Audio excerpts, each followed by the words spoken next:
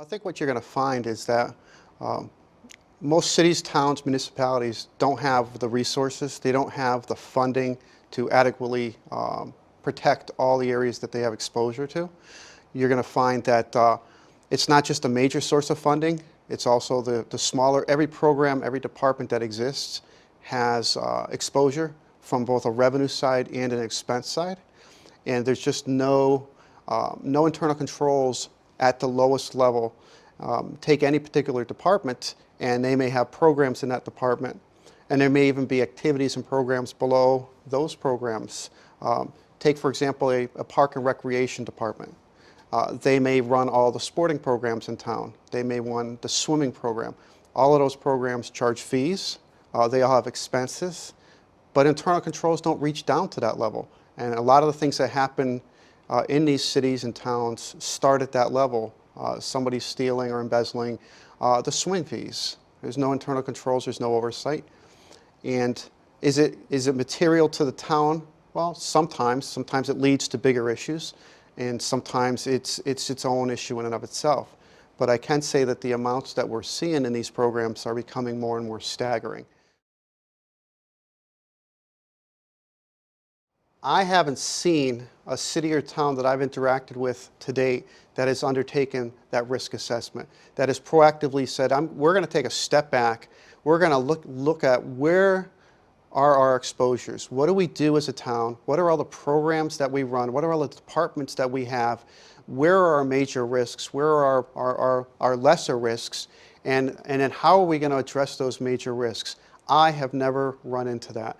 Typically what I run into is we have an external auditor that comes in once a year. They're supposed to talk to us about internal controls and what we have in place, base their audit upon that. And every year we get a clean bill of health that our controls are good and that our risks are being properly addressed. And I find it ironic because I'm having that discussion because there was a problem, and we don't audit towns, cities, and municipalities, so obviously other firms did. And yet, if they did, then there likely wouldn't be a need for me to be there in the first place. So something obviously didn't work in that process. And what we find is some firms do it better than others, but by and large, towns, cities, municipalities are over-reliant and almost blind trust on their external auditors that that's a responsibility they have.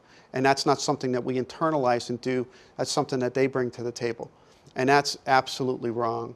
I mean, and that's where I come in to educate the city, the town, that they do have a role. Top 3 things that a town or a city should do to address the risk for fraud. 1, they should build awareness. So everybody that works for that city and town should know they have a role in internal controls, that the town or city has 0 tolerance for fraud, and they should be educated. What is allowed, what isn't allowed, what is fraud, what isn't fraud, and that they have a duty. They have a duty of loyalty to the town to, if they see something, say something. They have to report it. That is their duty. All right. So building awareness, building education, critical.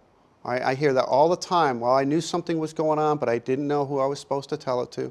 So in addition to educating them as to what is and isn't allowed and what we will tolerate, and that we have a 0 tolerance for fraud, we need to educate them. We need to tell them not only that they have a duty, but when they have information, how do they get that to somebody? Who do they get that to?